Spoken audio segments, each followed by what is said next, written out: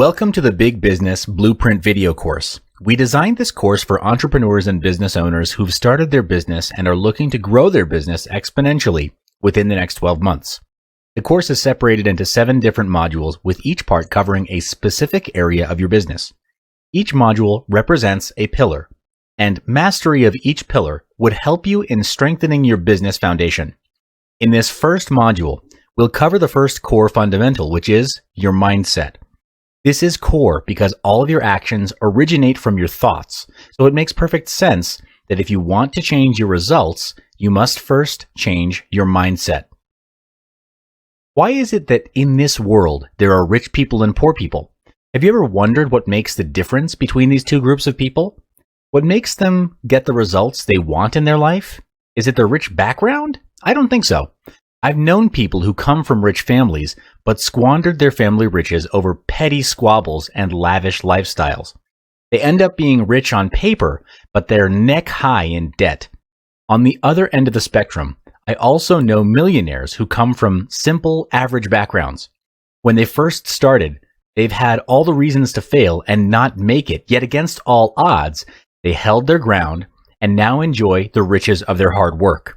So if background is not the factor, or resources, what is the deciding factor that will ultimately decide if you will be rich or if your business succeeds? The answer lies between your ears, and that is your mindset. We are the product of what we think. Where we are today is the result of all the decisions we made and did not make.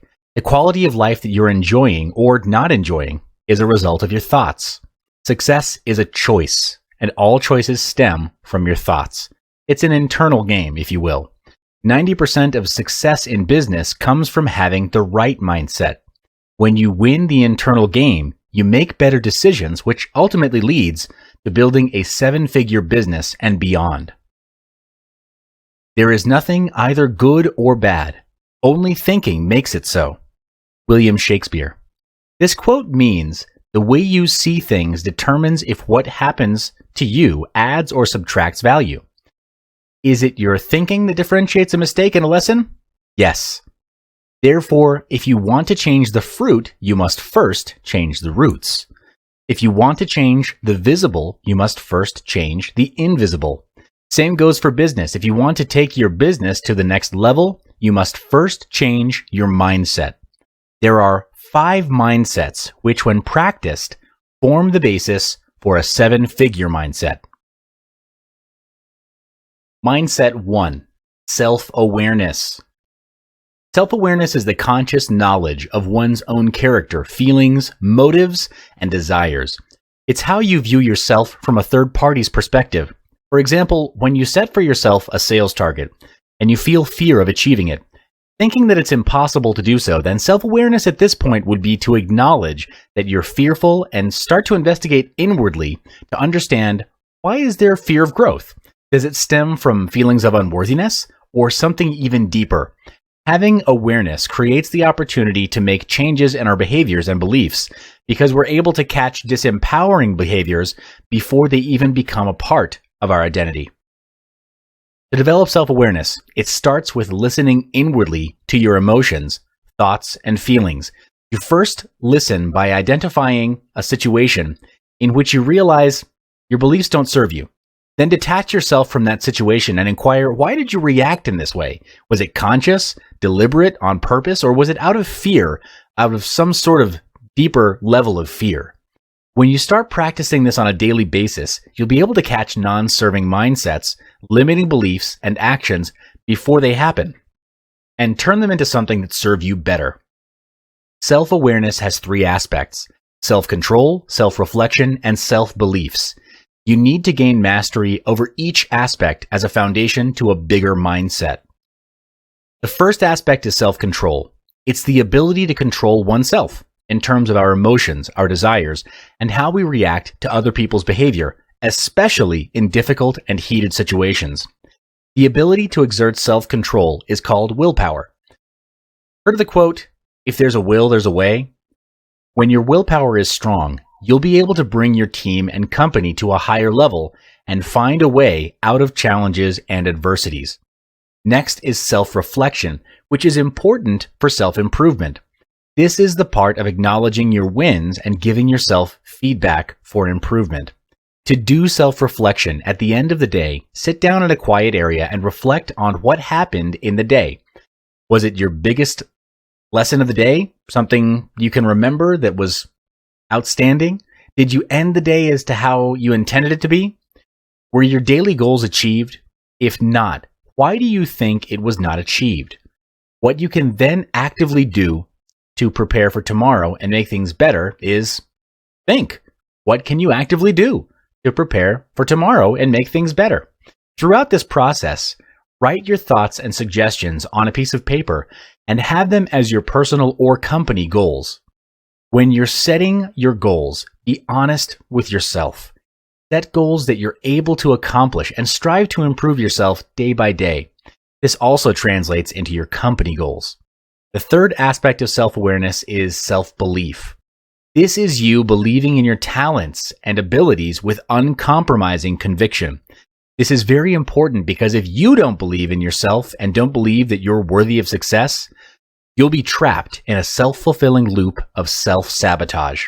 Here's a true story, and you've probably heard about this before, but lottery winners go broke within less than a year of collecting their winnings.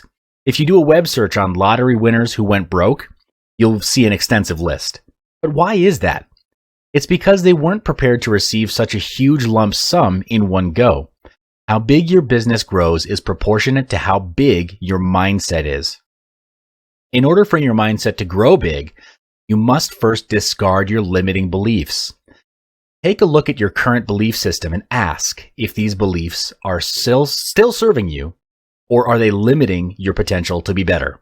Discard any beliefs that do not serve or hold you back and install new beliefs that push you forward. Remember that you and your business will only grow as big as you do. So grow yourself and your mindset to be colossal. Mindset 2. Identify the big plan. Complementing your big mindset is having a big plan.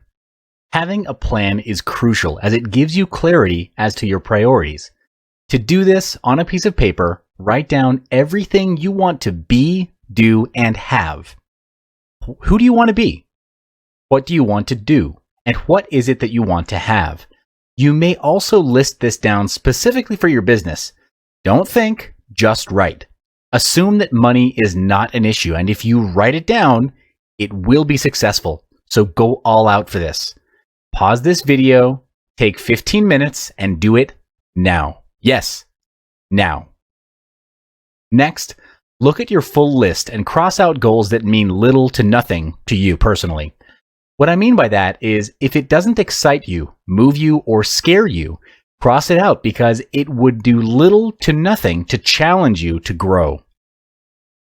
At the end of it, you have a list of goals that truly mean something to you, and these goals are completed successfully. If they're completed successfully, your growth will be a quantum leap.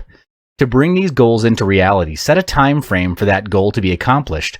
Goals and dreams that are not acted upon are just wishes, or words and pictures on a piece of paper at best. For example, your business goal is to grow the business by 30% by setting up 3 more branches within 9 months' time. This is a measurable goal that has a quantifiable growth and a time frame for it to be achieved within. It's important for all of your goals to be quantifiable so you know your measurement of success. Next part is to take massive action. In the pursuit of taking action, you need to be mindful and self-aware of your actions.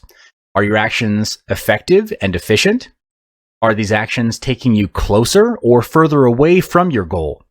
Track your daily actions in a productivity planner for greatest effect.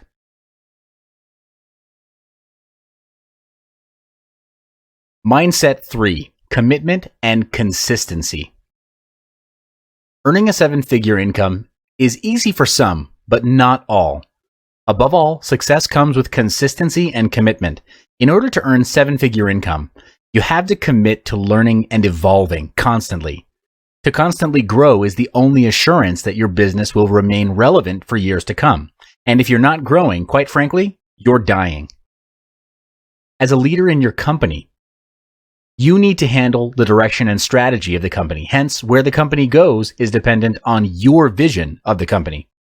A leader can learn and evolve by having the first mindset shared earlier on reflection. Write out your thoughts and feelings and journey within to get to the root cause of your problems. Thoughts lead to feelings. Feelings lead to actions. And actions lead to results. Here's a surefire way to assist you in improving yourself as a leader. Practice Kaizen. This is the practice of deliberate and continuous improvement.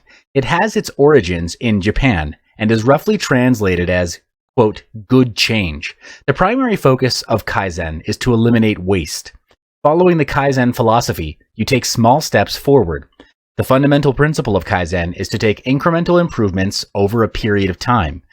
It's a process and a long-term commitment, which means its maximum potential is only realized when it's adopted into your personal lifestyle and company culture fully. Here are 4 steps to practicing Kaizen. Step 1. Identify an area which you'd like to improve on. It could be in your personal life or in the business. 2. Identify small specific tasks that will contribute towards achieving your goal. This is to approach your objective in a step-by-step approach, and the intention is to make it easy so that you'll start in the first place. Refrain from the urge to do many things at once. 3. Prioritize your actions. After listing all the possible actions, balance out prioritization with your schedule. If your schedule is packed, then do the easiest action, which requires the shortest amount of time. If you're feeling motivated and have more time, start with the action that will make the biggest impact to yourself and your company. And step 4, create a timeline for each task. The purpose for this is so that each action that you take gradually develops into a habit. This also helps you to keep track of your progress. Mindset 4. Attitude determines altitude. Excellence is not about skill, but attitude. In order to achieve 7-figure income, you'll have to banish excuses that get in the way. Even when you fail, don't lose hope. Keep striving ahead and do your best. In life, there are no failures, really, only lessons. Just like Albert Einstein, he didn't stop trying even after multiple failures and attempts, because he knew that it was through those failures that he would learn, grow, and never make the same mistake twice. To be a leader, you'll need to be a good role model to your team members. You'll need to develop good habits as a stepping stone to your personal and business success. And when it comes to hiring staff, hire those who display a good attitude as well. How do you know their attitude towards work when you first meet them, though? You'll be able to identify their attitudes through the small things like punctuality, manners, sense of urgency, or willingness to ask relevant questions. The small things sometimes say a lot about a person. Why is attitude so important, and how does attitude play a role in moving the company to a higher level? Well, how you do anything is how you'll do everything. A staff with a good attitude will do anything and everything with their best effort. And these are the kinds of employees that you should look for and surround yourself with to be in your company. Mindset 5. If you're not growing, you're dying. The only thing constant in this world is change, and to keep up with that change and stay relevant means you have to learn.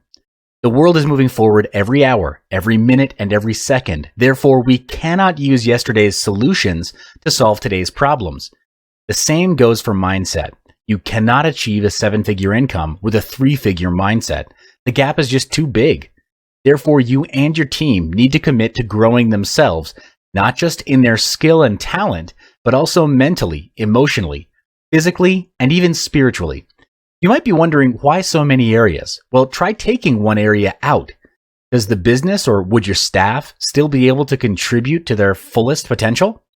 For example, if you take physical growth and improvement out of the picture, you'll have all of the money in the world, but be ridden with sickness and disease. No matter the amount you earn, your health can never be replaced.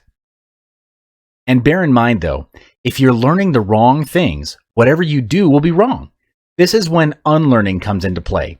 Unlearning is as important as learning. It's a process of setting aside all thoughts and beliefs that no longer serve your interests or your company in today's world. You might find it hard to change yourself or even your habits. But the only time you start to see growth is when you feel uncomfortable. You can never reach a new level if you remain in your comfort zone. It's easy to fall back to your existing mindset if you surround yourself with people who don't support what you're trying to do. If you want to grow emotionally, intellectually, and in business, you've got to make sure that you're growing in an environment surrounded by positive people. These 5 mindsets are the fundamentals to handle your business growth. You may add more to it, and that's fine, but make sure whatever mindset and beliefs you adopt function only to serve and empower you to do better.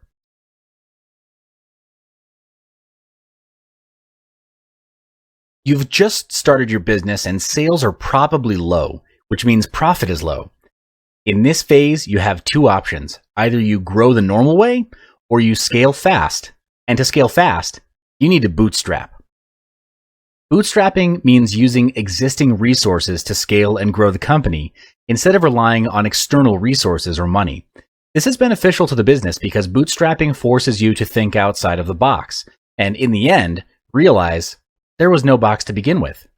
It's not the lack of resources that stops business owners from moving forward or innovating. It's the lack of resourcefulness that often gets them stuck.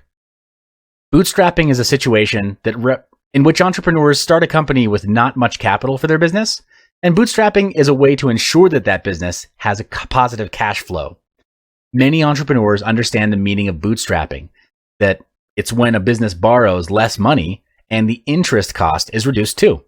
Bootstrapping is a steady way to begin compelling revenue and to support future investments by providing the business with a safety net for long-term cost management. This will also provide professionals with the peace of mind that they need to focus on building relations with customers and other professionals. Business people don't have to issue equity, and they can concentrate on obligation on individual sources. With bootstrapping, entrepreneurs can't really experiment out of their forte. The first tactic is done is better than perfect. Too many fumble at this phase. They believe that they need to do the best, have the best, and be the best in order to launch a ground-shaking, heaven-splitting, pioneering product. But that's not required. You don't need to be great to start, but you do need to start in order to ever be great. Best is an illusion. Perfection is an even bigger illusion. From my experience, the pursuit of being the best is a fear of rejection, and too many focus on what other people will say. To get started, just get started. Get cracking. Put a time frame and have the product launch within that time frame.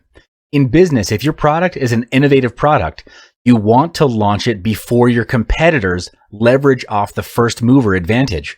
This advantage captures the first slice of the market pie, and when done right, it can establish either your position in the market or theirs. Which one do you want? Being perfect will kill your business and your idea because the key insight is this: version 1 is better than version none. Let's continue talking about bootstrapping. If you've just started your business and sales are low, that means profit is low. In this module, you'll learn the second tactic that many entrepreneurs are not aware of at this phase. Tactic number 2 is to use what you have to its maximum ability. This translates into being resourceful. This tactic will save you hundreds and thousands of dollars in the long run. And trust me on this when I say it's worth the effort. Before starting my own business and managing a 7-figure company, I got my business experience from working in the largest fast-moving consumer goods company in the world. The company is now worth billions of dollars and has an annual target of one key business unit in the company of over 150 million US. Yes, it's big. Yes, it's huge, and the numbers are glorious, but I saw its Achilles heel. Its massive size was becoming its bane. There were too many processes. Staff turnover was high, and innovation was low. Our numbers were high, but actually we couldn't sustain it. Targets got higher, the market got more competitive, and the stress level of the company was getting more and more toxic. At some point, everyone was clouded with internal bottlenecks and putting out fires within internal departments. Smaller and newer competitors that came into the market were launching products faster than we could react or even innovate. And by the time we got the first campaign rolling to respond to our competitors' product launches, they had already launched product number 2. What was the difference? How could they launch at such speed? When we analyzed the situation, what I discovered was that because they were smaller, they could move and mobilize more quickly. They were being resourceful with what little they had, while we were dragging our feet. Don't make our mistake.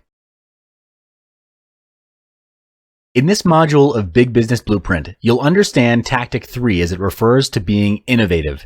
This will help you as a business owner to constantly challenge your business. Tactic number 3, disrupt your own company, or your competitors will. This tactic translates into innovation. As a business owner, your worst enemy is yourself, your own mind. The moment you get complacent is the moment you stop growing. Your complacency is also your comfort zone, and there's only so much growth that can happen in your comfort zone. True story. I'm sure you've heard of Uber, an app that makes hiring an on-demand private driver easy. Today, in 2017, Uber is valued at over $66 billion. The entire core function of the business is built on the model of hiring drivers. But guess what their R&D department is doing? They're researching self-driving cars. This means that eventually customers will hire self-driven cars instead of on-demand drivers. If Uber was not disrupting themselves, then Google or Tesla would do it for them. The big picture is these 3 bootstrapping tactics are designed to make you and your company grow with the most effective use of resources. Be obsessed with growth, because that's the quickest way to get to 7 figures. Everything grows, even in nature. Do you know how a lobster grows? The hard shell doesn't grow with the soft body of the lobster. So the hard shell is a fixed size. When the soft body of the lobster grows, it feels discomfort. It expands into all the space within the hard shell. It starts to get really uncomfortable until at a certain point, it knows that it needs to shed its current limiting shell. The lobster then finds a spot under a rock, exits from its hard shell, and waits under that rock for its new layer to harden and grow into its new stature and its new strength. That's how a lobster grows, but I think we can learn from it, and that's how our businesses can grow too. If opportunity doesn't knock, build a door. This quote from Milton Berle states that you need to create opportunities and form strategies that will aid in the growth of your $1 million company. One way to construct a $1 million company is to identify a pattern and scale it to the top. For example, Micah Adler, CEO of Fixu, a portable app designer, developed this company from under $1 million in revenue to over $100 million with just $17.6 million in funding and in only 3.5 years after its launch. Some startups begin without any monetization strategy, and that's rather risky if there's no long-term goal. Twitter is an example of this phenomenon, but there are countless other companies out there building up their free user bases, hoping that inspiration and consequently financial stability will eventually strike along the way. But most gainful organizations work from one of 2 conscious models. Either they pitch a ton of modest items to many individuals, or they pitch a couple of big ticket items to a more limited purchaser list. What's more important than choosing is having a defined plan for monetization. Knowing how you'll make money from the start will prevent wasted time spent hoping that something profitable will come together for you miraculously. Hitting $1 million in revenue during your first year is no small feat, and you certainly aren't going to achieve that goal with a team of underperformers. Yes, hiring slackers is cheaper and easier, but you'll pay for this convenience when your end of the year sales numbers come up short, and they definitely will, trust me. Instead, you need to hire all-stars, and the fastest way to do this is to ask around for referrals. Pay particular attention to the sales hires you make, as these key employees stand to make the biggest difference in your business's bottom line.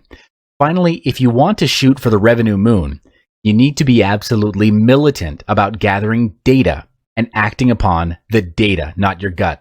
When I approach an innovative marketing project, I prefer to work in short sprints of a few weeks or less, where we'll try something new, check the stats to see how the changes impacted revenue, and then either commit the changes or try a new test.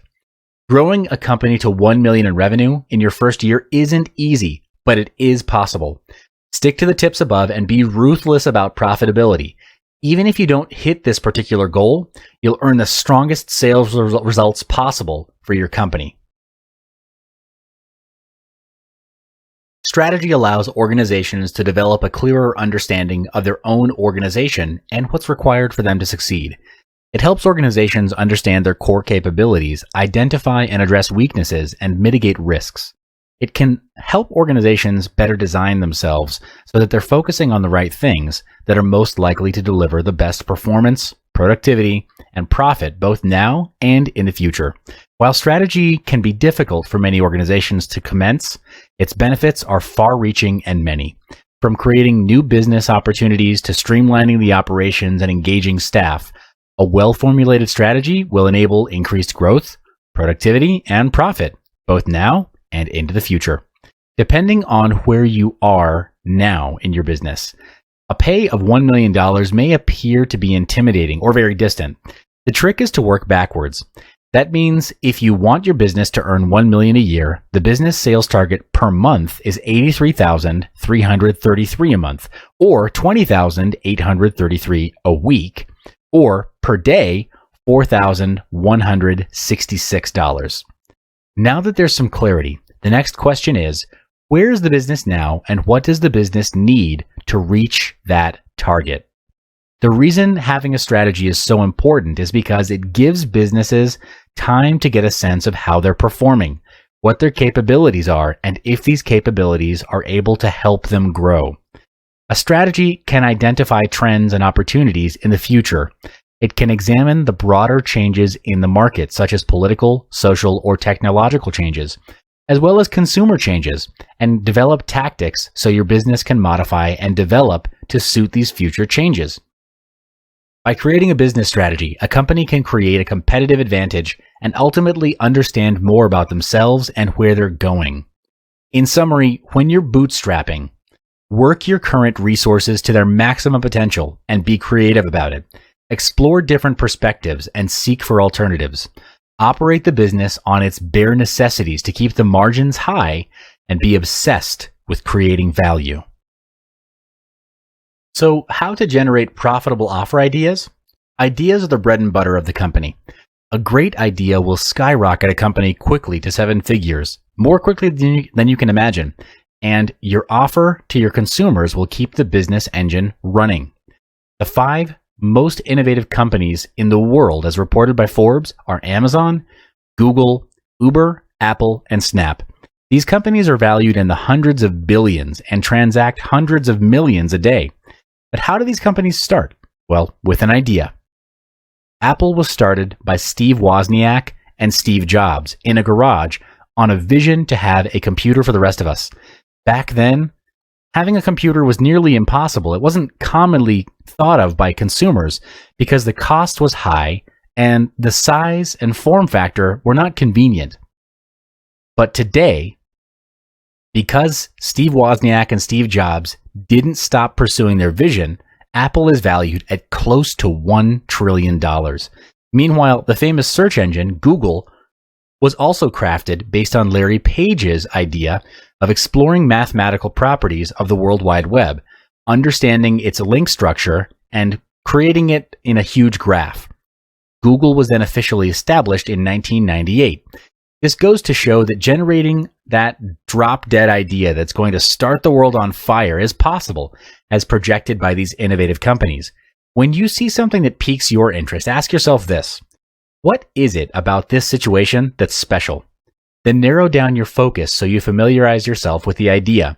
However, before generating your ideas, there are certain steps to be taken into consideration to ensure that your thought processes are in line with the outcome that you want to achieve. These tactics will ensure the effectiveness of generating your profitable offer ideas, which will be discussed in the next module. The first tactic in generating profitable offer ideas is by having a vision. Before starting with any ideas, you must first start with your vision. What's the vision of your company? Your vision is what will be the guiding light for all of your ideas to take shape, because you can come out with as many ideas as you want, but the question is, could you really execute all of them? Well, time as well as resources to execute the idea, all of the ideas, are limited. There are only 24 hours in a day and only so much of financial resource to go around that you can leverage, which means you want those ideas to be congruent and aligned to your vision for the company. You'd go bankrupt and you'd waste a lot of time in executing all of the ideas you have. Therefore, it's crucial to have a vision that you can focus on that will give you a clearer understanding on what it is that you ultimately want to achieve. To help you in generating your vision, try to ask these fundamental questions. What is your why? Why is this business important to you? Why did you start the company in the first place? Why this and not something else? These are all important questions which will give direction to evaluate which idea is most suited to your company. Take a moment, pause the video, and answer these questions. Don't worry about having the best vision because in our previous module, we learned there is no such thing as best. The most vital component is to identify what resonates with you. Thousands of people have taken up their hobbies and turned them into successful businesses. So think of your why now. For instance, Tim and Nina Zagat, who launched the Zagat Surveys, a publishing empire that sells restaurant guides for many major USA and European cities. In the early 1970s, the Zagats were high-priced corporate attorneys who had the passion of dining out. For fun, they created a newsletter which they distributed to close friends to rank popular restaurants in several categories. Each year, the newsletter encompassed more restaurants, and in the end, the couple began charging money for it to reduce their expenses as it became so time-consuming and actually cost them money to produce. Identifying your interest and what resonates with you is important because when you or the company is faced with a tough situation, your passion and commitment to that vision will push or pull you through. So pause this video, take 20 minutes, and answer those questions. Welcome back. Did you get your vision nailed down? It's okay if it's version 1 because version 1, again, is better than version none. In this module, we'll be looking at your target audience in order to give more focus in generating your ideas. With your vision, the next question is whom are you serving? This would be your target audience. If you don't know who you're serving, then you'll be serving everyone who ultimately makes your company confused, and the allocation of your resources will not be effective or efficient. It only projects lack of focus. You need to know who are they? Why them? What are their needs and wants? What problems are they facing? This is important because one of the ways you add value is, in most cases, solving problems. How well you solve your customers' problems is in direct relation to how much your target audience will pay. For example, if you're planning to operate a restaurant, focus on the theme of the restaurant. What type of food will you want to serve? And also the price range. This will set your standards as well as setting your niche, and inevitably pull the supposed audience in your favor. When you've gotten a clearer picture of your audience, next is to seek and establish relevance to them. How would your company, products, or services help to solve their problems? Write down as many ways as you can think of. Those ways are now your prototype of your company, products, and services. Your next task is to then test it out and seek for proof of concept. You do this by selecting the one product that would solve the biggest problem of your audience. Put it out into the market by doing research and asking your audience if they would buy it and actually start selling it. Collect the money, and then you create the product. Yes, sell first, collect the money, and then create the product. Now, if you're thinking that that's tricking your customers, well, it isn't. There have been too many companies that create the product first and only then find the target market to sell to, which, I mean, to me, it's insane. These companies would pump thousands of dollars into product research and development only to find out that it's not even what their customers want in the first place. So avoid wasting your resources and time and prove the concept with money, their money. This method is called failing forward fast. The process is this. You want to get an idea quickly that solves the biggest problem of your target audience. Ask if they would buy it. Sell it to them, get the money, and with that money, you go to a manufacturer and make the product. Now, of course, You would have settled all the gaps required in between, like actually having a manufacturer on standby, a prototype product, a sales offer, discount for early buyers, and a registered company so that you're legal. If you don't have any of these, then yes, you are involved in a scam, and you should rethink your strategy. The reason for failing forward fast is so you can get the key insights to come out with a version 2 of the product. You also need to sell and collect the money up front, because sometimes what your audience says they'll pay and what they actually pay is different. The moment of truth is when they reach into their pockets and actually hand you the money. That's when you know you've found an initial product worth investing your R&D dollars into. The following tactic to generate profitable offer ideas is to do a brainstorming session on product ideas. Ideally, your brainstorm should be with max 5 people, because too many people dilutes the quality of the brainstorm session. Imagine 30 people in a room doing a brainstorm. Not impossible, but it would definitely be less effective. As you're brainstorming, put the ideas and suggestions into a mind map. This makes it easier for you to refer back to the ideas after the brainstorm. There are 5 simple steps to do an effective brainstorm. The first step is to set the context. This means that the tone and intention of the brainstorm is clarified up front.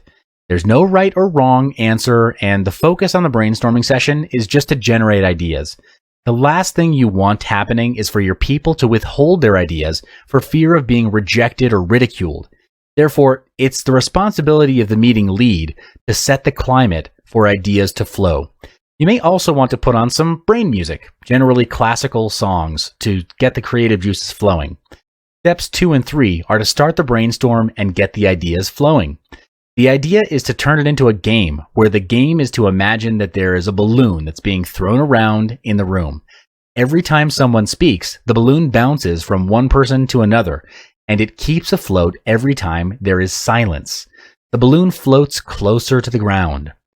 The moment silence passes too long, the balloon pops, and the process starts again. This makes the session fun and engaging. Step 4 is, when the session is done, ideally after 20 to 30 minutes, evaluate the ideas. Discuss and decide with the team on what is the biggest problem faced by the target audience and which idea solves their problem. After a decision is made, you move on to step 5, where you write out action points. This then moves into the execution phase. Here, you list down all the required actions to bring the idea to life and assign these action points to your team. All action points must have a person in charge, otherwise there'll be a gap in your execution. The previous tactics in generating profitable ideas was designed to create new products.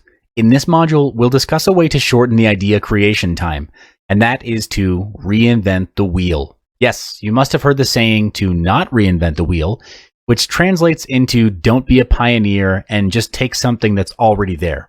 Well, that's true. However, when it comes to ideas, you would want to reinvent it. It's not about who did it first, but it's about who does it best.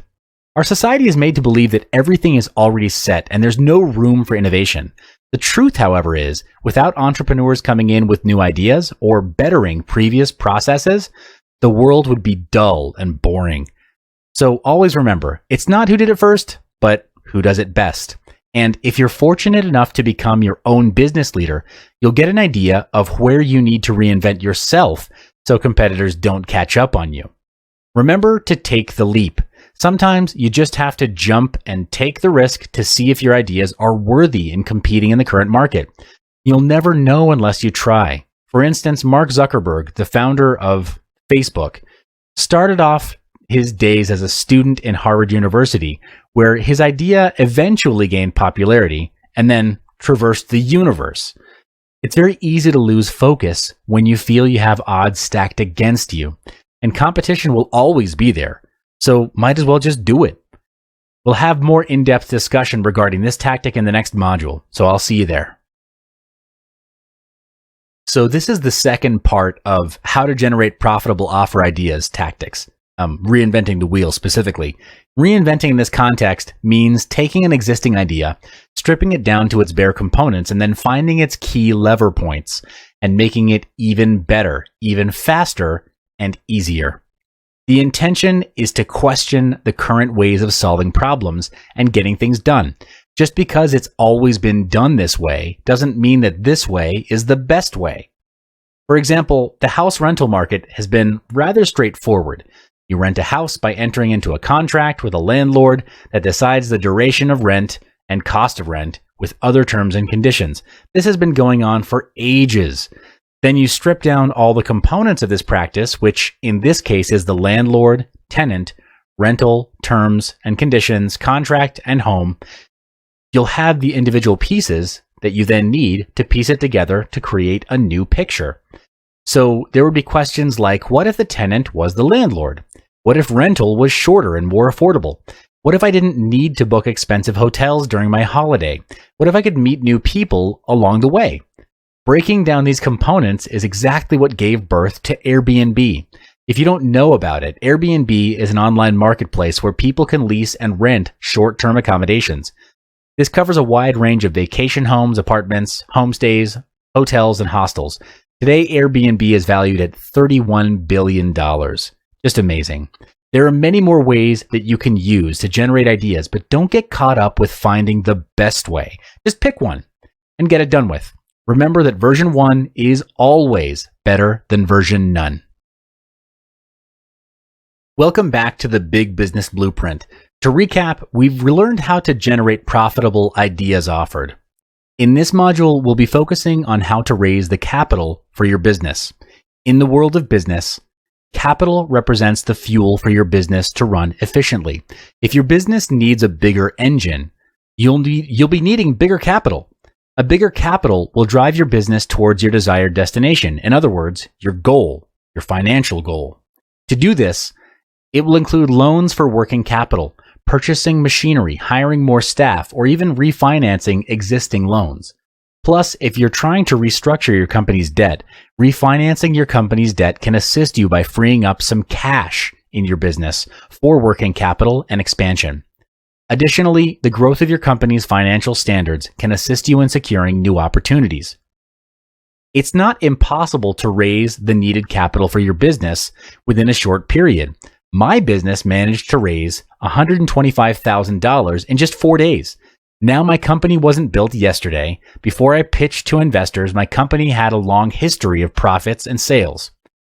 But this is crucial because I raised funds for my business through my investors. The capital I raised was by bringing in investors to invest into my business. People investing in you or your business is because they want to. They want to earn money. They want to earn more money. This is practically the only reason they invest. They're getting their money to work for them. So what are the steps needed to raise your desired capital in just 4 days? Here are 3 steps on strategic funding, how to raise capital in 4 days. We'll cover it in the next 3 modules. Step 1, preparation of plan. Planning is crucial before you can pitch to your investors.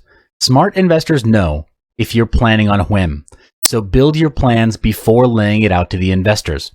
To put it simply, decide upon your key messages. Key messages are indicators of your company's focus or goals. It could be a set of questions to put your company in the right direction. Questions such as, are you growing rapidly? Are you solving an obvious problem? Is your company's branding marketable? How can the investors benefit from the investment? The answers will aid you to set your business primary goals. Now that you have your key messages in check, preparing your idea will help you determine what excites investors the most. The potential return, the social advantages it provides, or the excitement of being associated with your brand. You'd want to address all of those. Thus, the importance of creating a core message will help you to create a better sales pitch. Finally, you want to attract investors to invest in your business. For example, you have an idea to turn the invested $1 into $2. How will you portray this plan the best way possible to grab that investor's attention that you desire? To do so, you need to come up with a complete plan for your investors. However, you'll also need to include the risk and the rate of return on the investment. Why? There will always be pros and cons to an idea. Laying this out and acknowledging that you know that there are risks. To your investors, by adding relevant mitigation measures will add value to your ideas and to you as a business owner. Step 2. Join an investment club. What exactly is an investment club? Well, it's a group of people who pool their money together to venture into investments. They're an organized partnership. They have members studying different investments for the group to decide whether to buy or sell based on the votes of the majority. When money is pooled together collectively as a group, bigger investment opportunities can be accessed versus any of them going solo. So after coming up with your business plan, join an investment club. While doing so, you could search for a mentor to guide you on how most investments work. In the investment club, you'll get the chance to talk about your business. This is when you'll need to dictate how your ideas or your business is profitable, whilst making them interested to invest. Ask yourself, do you want to use your money or other people's money to invest? The smart way, obviously, is to leverage other people's money. Your money alone will only have so much for your business to run, but with OPM or other people's money, with a group of investors, the sky will be your limit. Unity is the strength of your business capital. Inevitably, before you start selling your ideas to the investors, your role and opportunity in the club is to give talks and brief the investors about your ideas and your business. These are the people you want to approach and share your ideas with. Why? It's simply because they have the means to provide you your capital. So introduce yourself. Talk about the history of your business. This will build the trust between you and your investors. Remember, no one will invest if they don't trust in you or your business's credibility. Step 3. Execution of plan. After you start getting the investors to invest in your business, it's time for you to execute them together. So you have your plan, you've joined an investment club, and now it's time for you to sell your ideas to your fellow investors.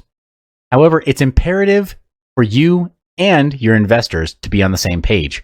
Your investors will need to evaluate your ideas together to reach for your business's desired goal.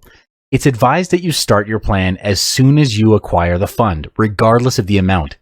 When your business is making profit, people will naturally be more willing to invest in you. Always remember that profit is the key. It's better than revenue, a profit margin. Profit is everything. This explains why your investors will only be interested in your business's profit, not your revenue. While executing your plan, keep a journal or report about the execution and the outcome of your plan. This will aid as a reference for any future investment plan. Keep a record of the profit made as proof. A successful story will boost your credibility and status. In the future, this will increase the confidence of other investors to invest in your business. And finally, it's time to repay your investors. At the end of the day, you should begin repaying your investors once profit has been made. This is to reduce the negative impact felt by your investors after investing into your business. If you're keeping track of your outcome in your report, you could include a section compiling the feedback of your investors. Feedback and testimonials help boosting other investors' confidence to invest in your business.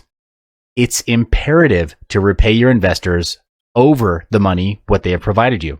Ask yourself, what do you think would happen if you fail to reach the standards you've set up with your investors? What would happen if you do reach it and delayed their share of the profit? How will that reflect on your business opportunities in the future? It's simply because no one would want to do business with an incompatible figure. Your reputation is at stake. Surely, you want to retain the connections you gained with your investors. They're the ones that will help you in your future business planning. In the next video, we'll be discussing how to scale and quadruple your income by using the capital you raised in this phase. Welcome back. In this video, we'll be focusing on how to scale and manage your business. You'll also be looking at how to gain exceptional levels of income in the long run continuously. Excellent businesses have an edge which allows them to get ahead of the race. This advantage is called timing. Timing is the ability to select the precise moment for doing something for optimum effect. In this case, timing is the ability to gauge how much time you or your team need to get certain things done. You'll come to a stage where your schedule has reached its maximum capacity, and you'll need to balance your time between looking for new business versus having quality time with the people who matter to you. For example, if you have a new project which has a very set fixed deadline, how do you manage the allocation of work among your team? Do you simply delegate all of the work using a top-down method? Or do you take a really good look at the work required for the project and instead adjust the work needed and shave off things that don't need to be done? At this stage, you'll have gained some insights on how to generate new leads and manage existing clients. Instead of engaging in a one-man show, a better approach will be to set up a team to execute delivery while you focus on generating sales, marketing, and generating new leads, pitching, and networking. To do that, you need to be working on your business rather than in your business. Let's talk about how to project your income. Before you set up a team, you need to estimate your cash flow. Without having any idea of how much money your business can generate, it's almost impossible to accurately plan your business ahead and prepare for the tough times that may befall your outfit. Fortunately, predicting how much you can earn is not difficult. You can estimate how much your first year revenue is by calculating how much money you can potentially earn. If your company isn't generating as much as what you've estimated, take it as a sign for you to tweak your plans. When you're at the helm of your business, it's very important to remember that a healthy business has a healthy stream of income. Predicting how much we'll earn in the future is not easy, but there is a way by projecting your income. So how do we do it? First, list down your current average earnings of 3 months and multiply them by 12 months. The amount you get will be your estimated annual sales. Secondly, subtract the total cost of production of the year to get the gross profit of your company. Third, to get the company's net profit before taxes, subtract the company's operating costs from the gross profit. The costs that will be incurred include employee's salary, payroll, overhead cost, rental, etc. And after that, you'll need to further subtract the income tax from this. Taxes vary from country to country and from state to state, so I suggest that you should find the percentage of income taxes in your country to know your business net profit. Okay, let's talk about how to leverage and optimize your company. The next question you need to answer is how to increase revenue with the same amount of time and effort. You can do it by means of leveraging and optimizing your company.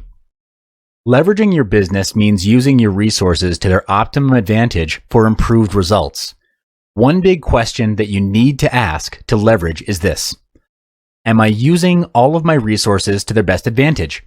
Do I still have backseat roles in my team which don't really contribute to anything? Do I really need these backseaters to complete projects or tasks? If you answered no or maybe, your business is ripe for leveraging on your existing talent pool and optimizing your team size so there are no back seats. Companies which can achieve more results with fewer resources are great examples of leveraging. One example is Brand A, which produces higher quality vehicles even though Brand B spends more on research.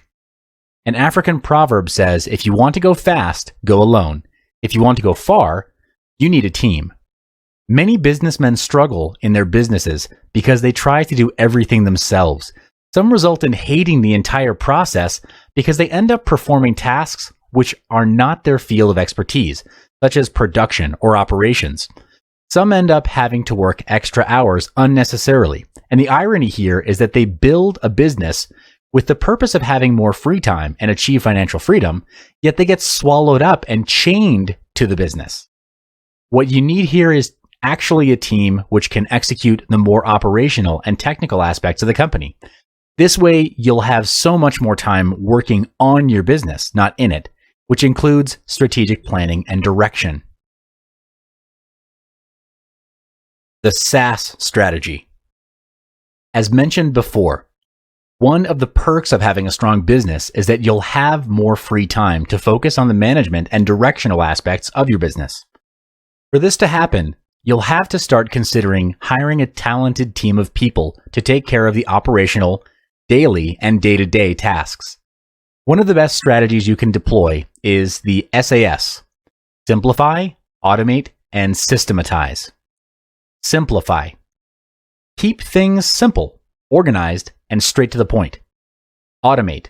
Where tasks can be automated, automate them. Systematize. Build systems, processes, and standards by hiring managers that have knowledge of how to run the system. There are 5 main steps to simplify the business. First, write down in detail all the tasks you need to do on a daily basis. This includes everything from processing payments to product creation and meeting clients. Secondly, divide them into 2 categories: transactional and transformational actions. Transactional tasks are rudimentary and predictable, which include processing salaries, paying bills, rent, etc.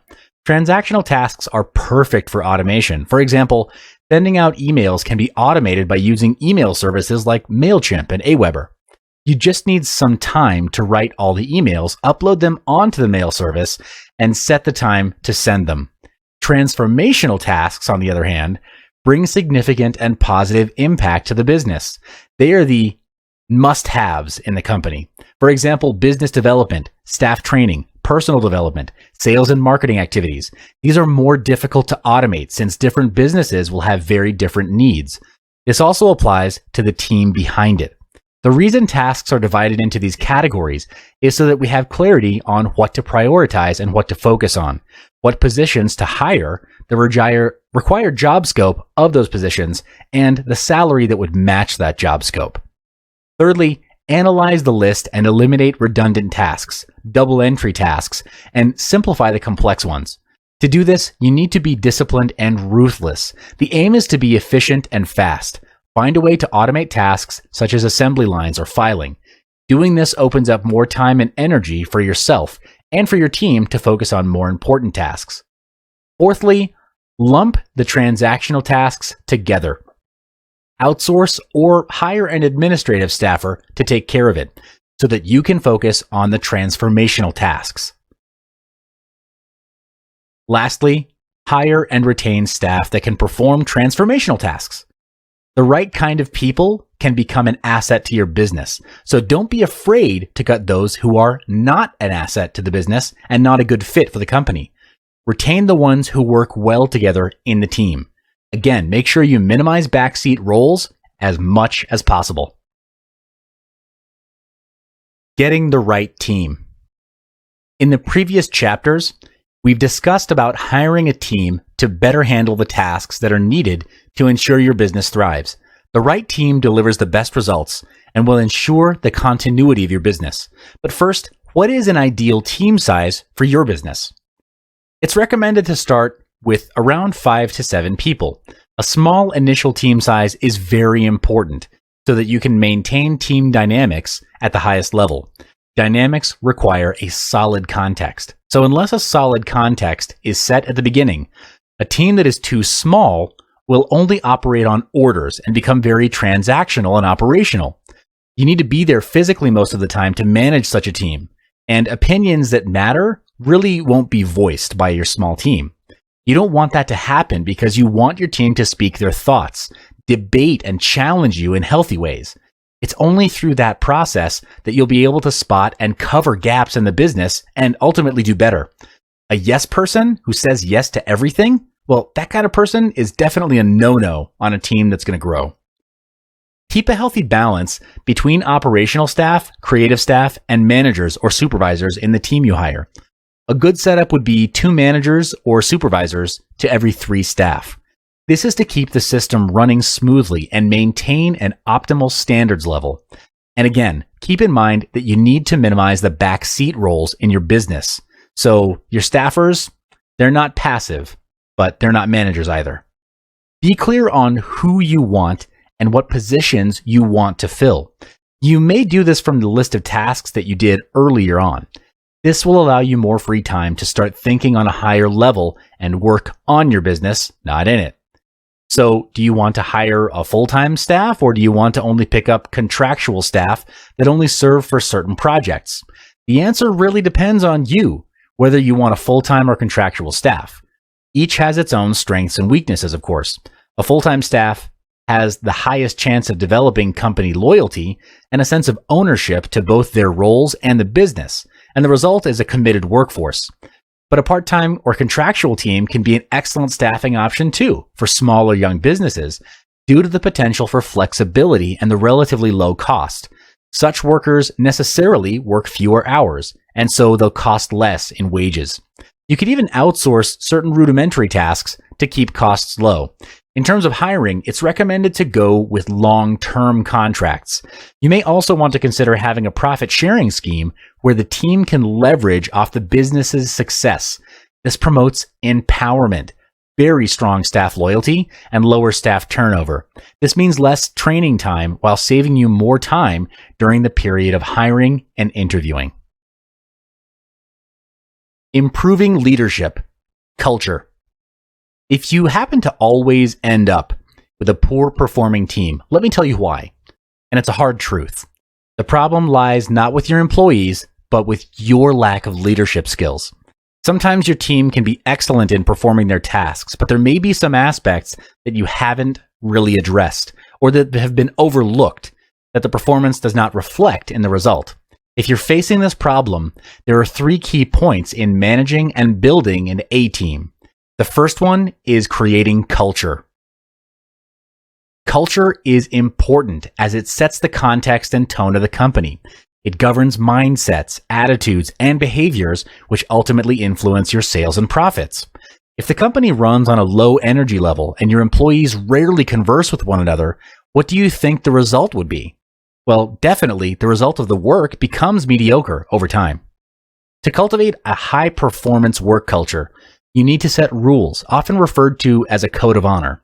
You can do this by gathering the team and listing down the desired attributes, attitudes, behaviors, and results that would require the team to practice excellence and achieve your company's goals. The code itself is a list of guidelines that helps the team perform well under an effective leadership. Examples of the code of honor items are playing 100%, never leaving a teammate behind, always expressing gratitude, or always learning, to suggest a few. Filter out the unnecessary ones and then boil it down to a list of about 8 to 10 rules. Put them into practice and uphold them to the highest level to set the team into high performance gear. An example of a rule that I personally live by, rule number 1, commit to learning and personal development every day. On improving leadership, let's talk about learning and development. The second key point is to learn and develop. If the team is not learning and growing, then really they're dying. Therefore, your team needs to constantly sharpen their saw. There are always businesses out there who work harder, smarter, and quicker than your team. It's just a reality.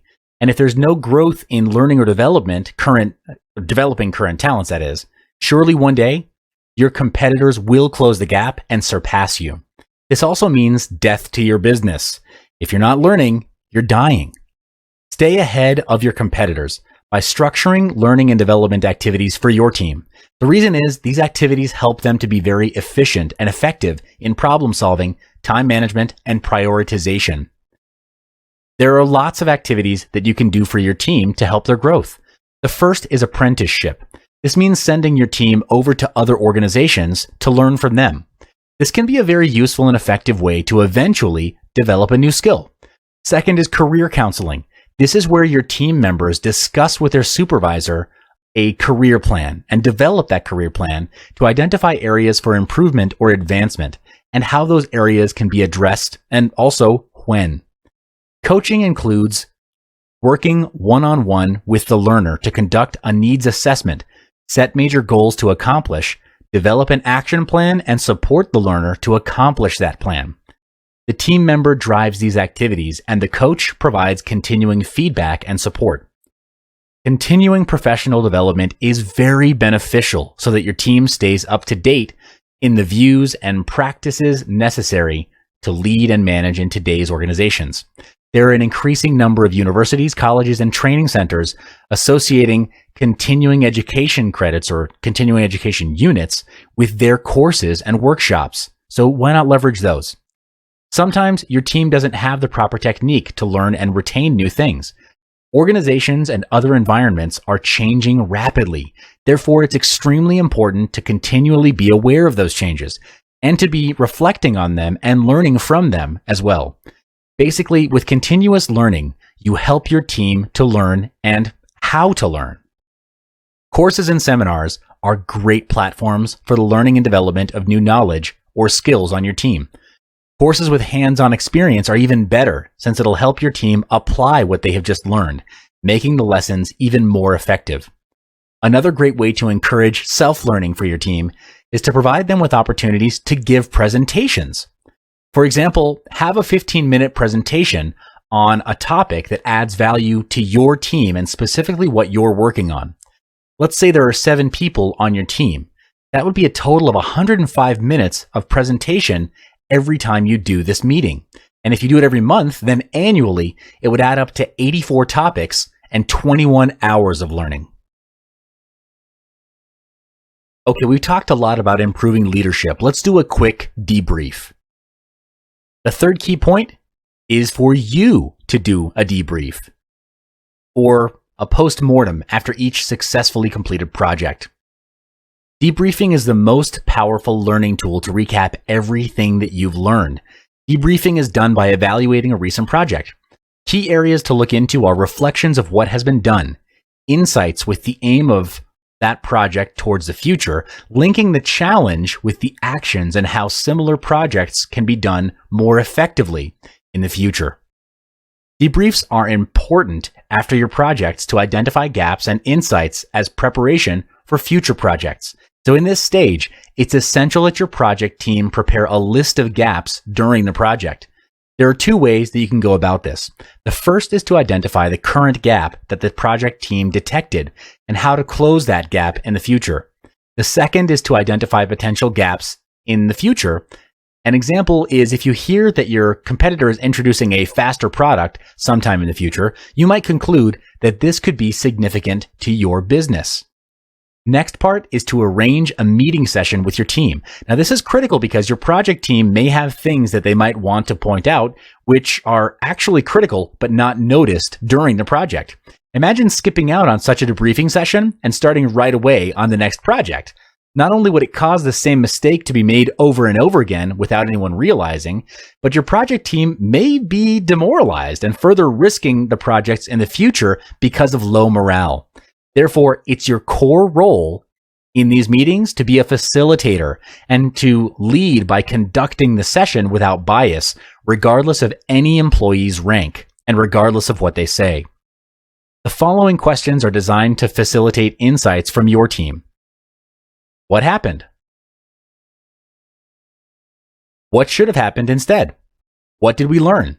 How can we improve? What are the action plans for this session? At the end of the session, you'd have an action plan that the team can execute to improve on any aspects where there's a gap. All right, some people avoid this, but it's very important. Let's talk about managing your finances. The final part of this module is to manage your finances. If you don't know how to manage them, then I recommend that you hire or outsource this to someone else. But as a business owner in charge of your team, you need to know what your finances are to evaluate your business growth. The strategy is to minimize expenses by maximizing profits through sales and marketing. To do this, you need someone to monitor your company's cash flow. Unnecessary expenses are identified from the task list we created at the beginning of this module. When you eliminate those unnecessary tasks, you cut down your expenses. Upon receiving revenue, pay your staff first and yourself last. This is to take care of the engine of your business, the staff, and keep it running. It will definitely be a huge payoff in the long run, trust me. Then pay for what's necessary to keep operations running, like office, rent, utility bills, internet, necessary equipment, etc.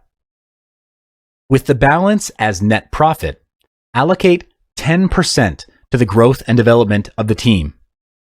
This covers costs you'll need when sending qualified team members to seminars, workshops, investing in books and training videos. Do this strategically with a specific outcome in mind. Don't spend willy-nilly. Allocate another 5% to spend on R&R. The team simply can't be running 24/7, especially when it comes to creative work. The mind needs to rest and unwind, and funds are needed to accomplish that. There are business owners and team leaders who don't allocate any playtime for the team to recharge, and that always results in burnout and boredom.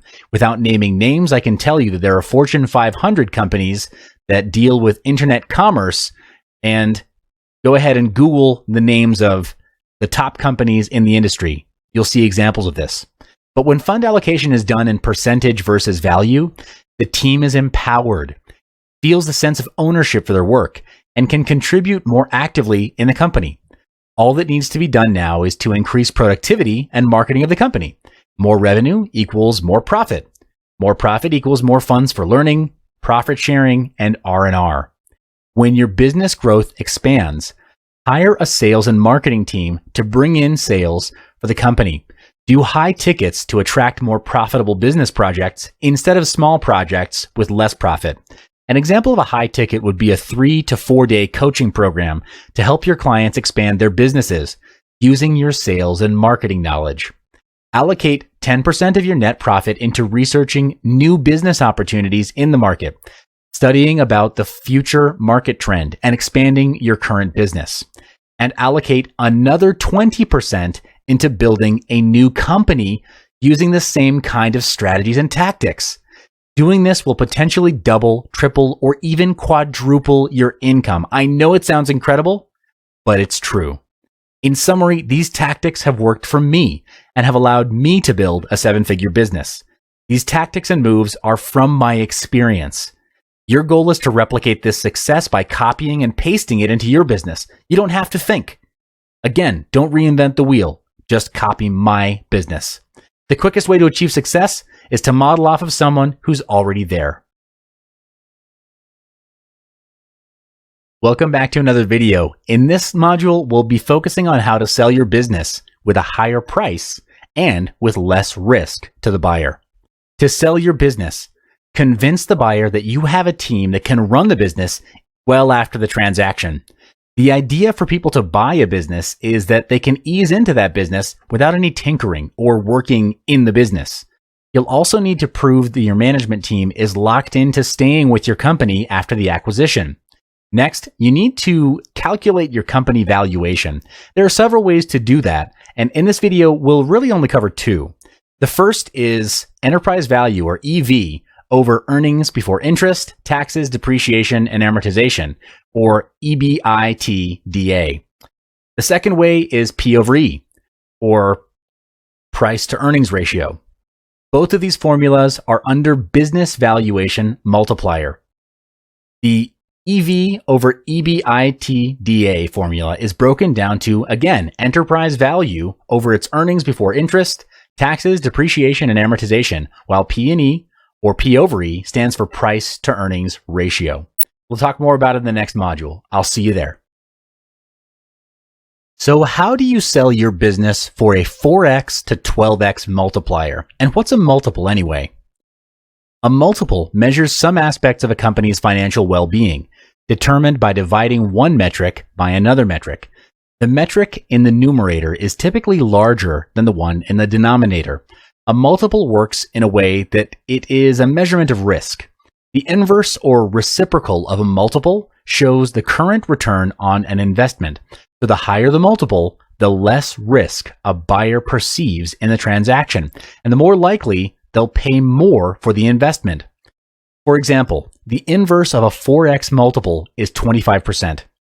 For a buyer to require a 25% return on an investment, the business may not be growing or is in a tougher, more capital-intensive industry. Either way, a general interpretation is that this investment is pretty risky.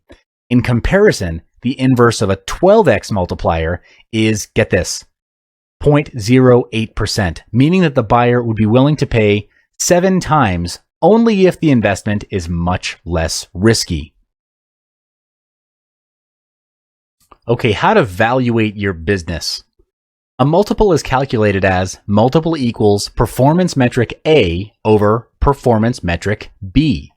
A multiple can be used to show how much your business is worth in the market and how much you'll be able to make by selling your business away. For example, using the P over E ratio, if you plan to sell your company at 12x multiplier, how much will the price be? Or how much should your company be earning before you sell it away? The price of the company can be estimated by multiplying the annual earnings of the company by the multiplier of 12. Simple maths, but this formula can only be used as a rough estimation of how much your business is worth. However, a more precise way of doing it will be using the EV over EBIT DA formula. It's used to measure the cash flow available to the firm or business. EV to earnings before interest and taxes, also referred to as EV over EBIT, is used for less capital-intensive companies with a smaller depreciation and amortization expense. All multiples act as a single number that analysts can multiply by some financial metric to determine the relative value or worth. With the EV over EBIT DA formula, you'll be able to make comparison between you and your competitors who are doing similar types of business. After the business valuation, chances are your business is not worth as much as you expected it to be, or your business does not have a healthy earning history. So in the long run, the company might not be able to earn more than what you're already earning now. Increasing your company's worth before selling. How can you solve this alarming problem? Will you still be able to sell your business? Here's how you can turn the whole situation around by following these 7 steps. Step 1. A goal is a dream with a deadline. Set a target value on how much you want to sell your business for, and with a realistic time frame. For instance, if $5 million is a 12x multiplier, this is how you should be thinking.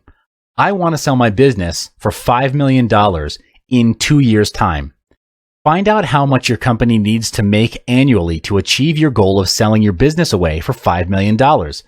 How can you achieve it? By driving in more sales, delivering more value, and having a higher profit margin. Step 2, bring in more sales. Create recurring revenue. Why isn't your business making money? Is it because your products or services are not fulfilling customers' expectation? Or could it be lack of sales? If it is, hire a sales team and a marketing team. The sales and marketing team's aim is to bring in more revenue for the company, increasing the annual earnings of the company. Have a manager for each team to manage their progress, and each of them is to report to you on a weekly basis. They should also propose ways to bring in more potential clients and maintain existing customers. Improving the customer's experience with the company is to make them raving fans of your company, and you need that kind of free press. Step 3, cash flow is king.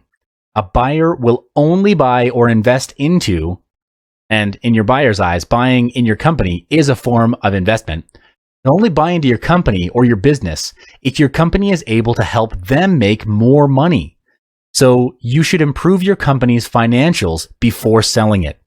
Generate positive cash flow by driving in more sales because cash flow is king. To make your business a valuable and sellable asset, your company should have a history of making a healthy profit. Why profit and not revenue? Because profit is the bottom line of your business. If your company's annual revenue is high, but the profit is low, this shows that your business is not very profitable and no one in their right mind would buy a non-profitable business. Step 4. Management is doing things right. The leader is doing the right things. Having an automated system to keep your business going even when you're away is a huge advantage. Put yourself in the buyer's shoes and look and think from their point of view. If you were the buyer, would you prefer to buy a business and work hard for the rest of your life, or buy a business that will run itself and make money for you? Obviously, the answer is clear. So you need to form a management team to manage and lead your employees instead of you managing them. Step 5, make them stay. Once you've found the suitable manager or leader, tell them your plan of selling the business. At this point, you might feel that you're betraying your fellow employees of the management level, but in life, everyone has different priorities, and you want to have freedom and some quality time with your loved ones. But you can't afford to let your management level employees leave the company because they're the leaders of your company, the ones who keep your business running smoothly even without your presence. They're the reason that you're able to sell your business at a higher price. Here's where you launch a long-term incentive plan for the key management with a one-time special bonus in the event of the sale of your business to keep them in your company, and more importantly, to prove that the management team is locked into staying with the company after the acquisition. Step 6 is finding a broker. Now's the time to find a representative to help you sell your business. It's better for you to look for a business broker than any other broker. Your broker should appreciate what you've done to transform your business and recognize that you've done something special, that you deserve to be compensated at a higher rate, or in other words, to sell your business for more than $5 million. Contacting a broker is a wise choice, but what you also need to realize is that brokers typically charge a percentage of the proceeds of the deal in the form of success fee or commission. Step 7, after the acquisition. After selling your company or business, you'll be receiving a lump sum of money, and this is where you need to manage your personal finances very wisely. Steps on how to manage your sudden wealth increase will be discussed in the next module. Hi, and welcome back. We've reached our final module, and you'll notice that we're transitioning away from talking about working for the money and starting to talk about having the money work for you. In this module, we'll be going through strategies on creating long-term wealth by putting your money to work. What does this actually mean?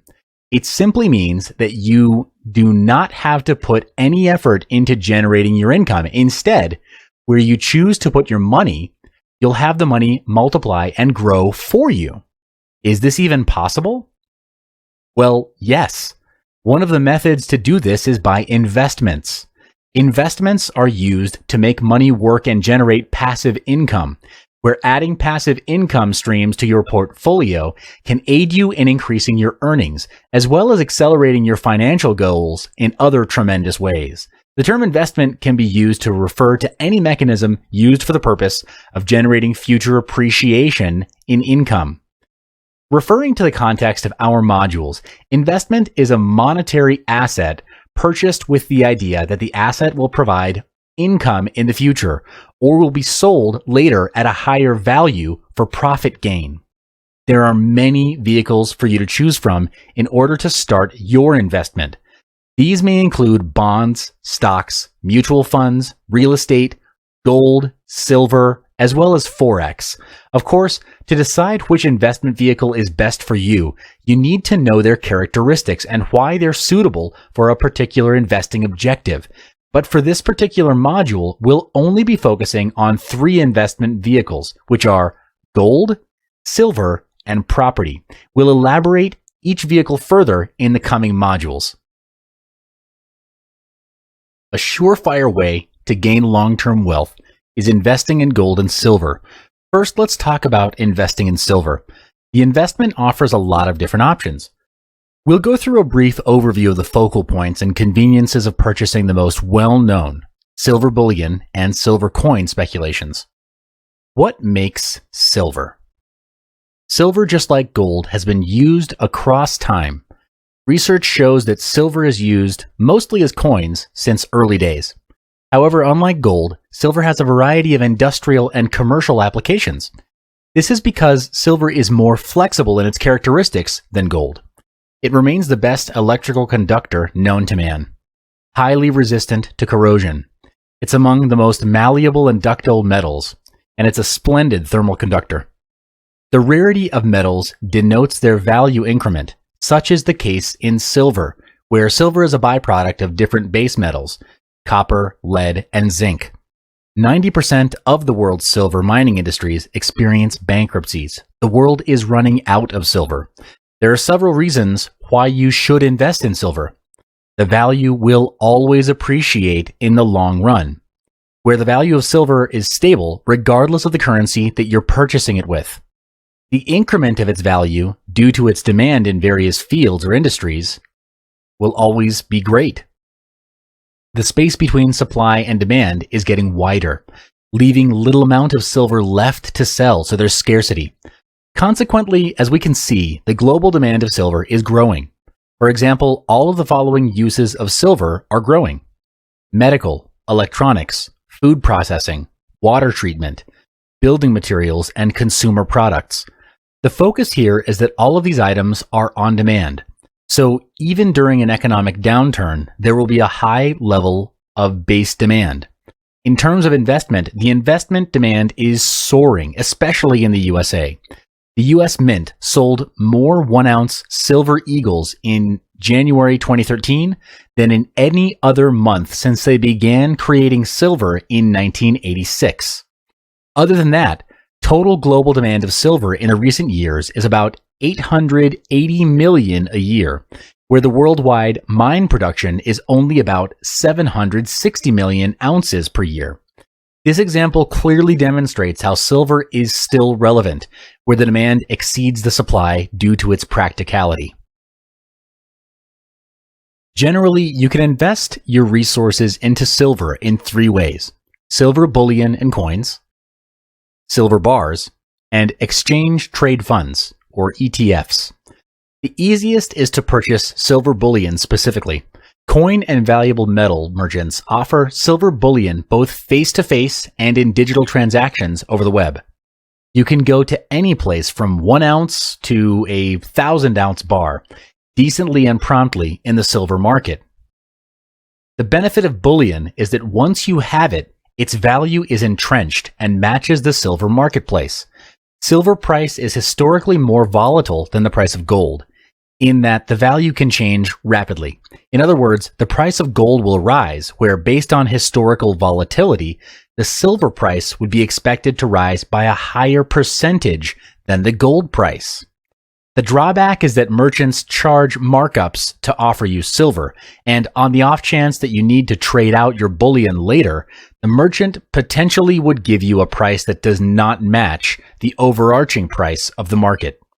Meanwhile, buying silver bars has also been proven to be an excellent tactic in preserving long-term wealth. As an investor, you should firstly be sure to determine the right size and type of silver bars used as a primary investment tool. Silver bars come in various sizes and weights, while most bars sell in troy ounces in increments of 1 ounce, 5 ounce, 10 ounce, 1 kilogram, 100 ounce, and 1,000 ounce bars. Some mints sell them in fractional or gram sizes. There's no right or wrong weight in purchasing silver bars, as this is a personal choice. Generally speaking, investors who choose to purchase a large bar find that it gets them the most bang for their buck. For the purchase of smaller sized silver bars, it's easier to liquidate. Now, let's look at how silver ETFs work. When you buy gold and silver physically backed by ETFs, you do not possess the physical metal, but you own a paper representation. With respect to the ETFs, for every share you buy, you own an ounce of silver. A custodian, usually by large banks, stores the actual metal. The share-to-metal correlation erodes the longer you hold the shares. The fund must sell silver, for example, periodically to pay for expenses, which decrease the amount of silver allocated to each share. Silver exchange rate is at 1% to 2% the cost of gold. It's difficult to consider silver as a genuine valuable metal compared to gold. However, it still has its noteworthiness in the eyes of investment. In the previous module, we discussed the value of silver and investment techniques for silver. Now let's move on to gold. Gold has been widely used since before the existence of paper money or fiat money. Research shows us that its usage was detected for over 3,000 years, but how can it retain its appreciated value? Well, its characteristics are what makes gold gold. It's simply beautiful, it's ductile, it's highly scarce, and it's extremely durable. Therefore, unlike paper currency, coins, or other assets, gold has maintained its value through time. People perceive gold as a way to preserve their wealth from one generation to the next. So why should you invest in gold? First off, the weakness of the US dollar. Although the US dollar is one of the world's most reserved world currencies, when the currency's value dropped against other currencies, both in 98 and in 2008, this resulted in more investments in gold, which raised the price. The price of gold nearly tripled during the years of currency downturn, reaching around $1,000 per ounce. Meanwhile, from 2008 to 2012, the price of gold escalated to almost $1,800 or $1,900 per ounce. So there's an increase in demand as well. In previous years, increased wealth of emerging markets boosted the demand of gold. In some countries, gold plays a significant part in culture. For example, in India, where the wedding season in October is traditionally the time of year where there will be the highest demand for gold.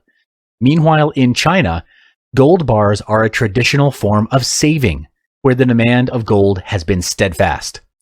Investment-wise, many individuals are beginning to see gold as a commodity, as an investment class into which funds should be allocated. Gold should be an important part of a diversified investment portfolio, as its price generally increases in response to events that cause the value of paper investments, such as stocks and bonds, to decline. Although the price of gold can be volatile in the short term, it has consistently maintained its value over the long term. Throughout the years, it has served fairly as a means to hedge inflation, as well as the erosion of major currencies, making it an investment worth considering. Now let's move on to gold investment techniques. There are several ways to invest in gold. Gold coins, which are convenient and portable. Gold bars, which are cheaper in bulk, even cheaper than the same weight of gold coin. And then exchange traded funds, or ETFs. When you purchase gold coins or bullion, maintain a strategic stance from huge premiums.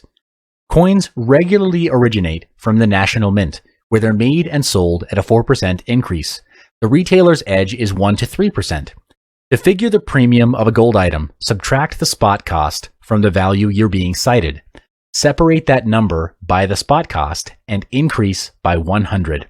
On the other hand, purchase physical gold at different costs: coins, bars, and adornments. The most common gold coins are American Buffalo, American Eagle, and St. Gaudens. To prevent from getting ripped off, build up your reason why you need to purchase gold bullions. If you're planning to invest in gold as a long-term venture, then purchase gold as close to market value as you can. These tips will help guarantee that you get great value from your investment. Your savings will also depend on the quality of the gold you choose to invest in. For gold bars, you have to be aware that it comes in many different shapes and sizes, where buying in bulk will save you a lot of money. There are more than 30 types of gold bars in the world's regional market today. At the most expensive end of the gold bar spectrum is the 1 gram novelty gold bar that's minted for the gift market. Often coated in plastic, these may cost at least twice the cost of their gold bullion content. Cheapest of all is the 400 ounce or 12.4 kilo good delivery gold bars held by central banks.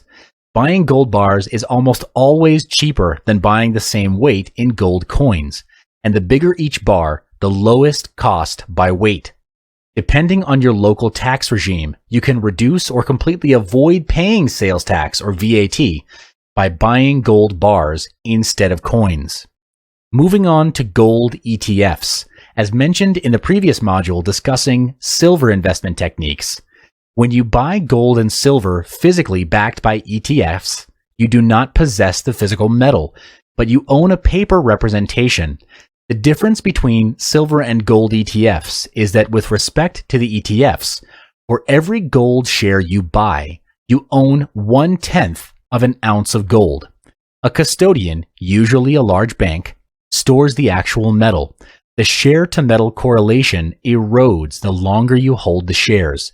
The fund must sell gold, for example, periodically to pay for expenses, which decrease the amount of gold allocated to each share. The next step is to invest in property. Property investment is when you own or buy a property that you're not staying in and is generating income for you. This sort of income is passive income.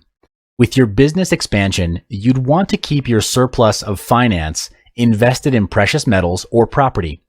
If the money only sits in a bank and does nothing, it will devalue over time due to the cost of inflation.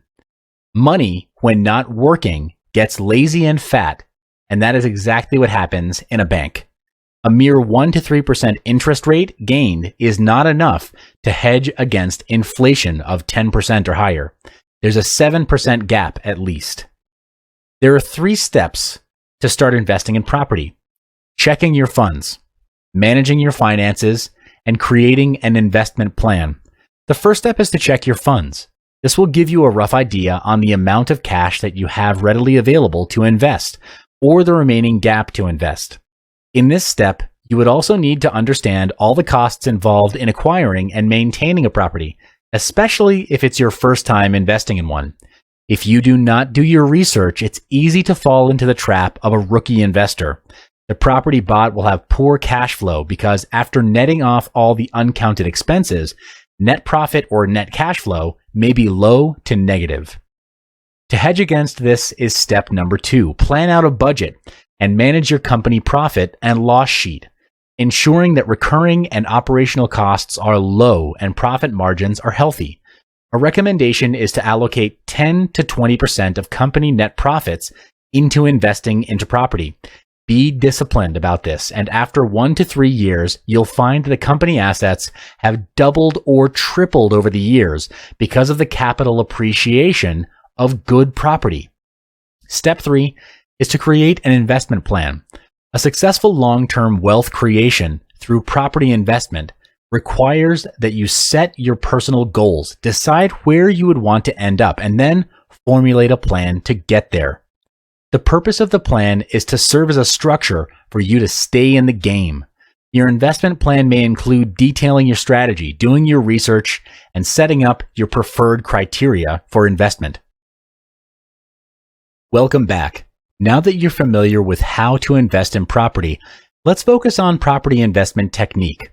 To start investing in property, these are the fundamentals that you have to know: the price tag of the property, the amount it will cost to maintain the property, how much rental pay you'll get, if of course you're planning to generate rental income, how much your home loan reimbursements will be if you're planning to generate capital gains. Your property venture group is one of your best resources as you develop your property portfolio. Research your group before you begin putting resources into property and cash over the long term. Your group will incorporate many other roles.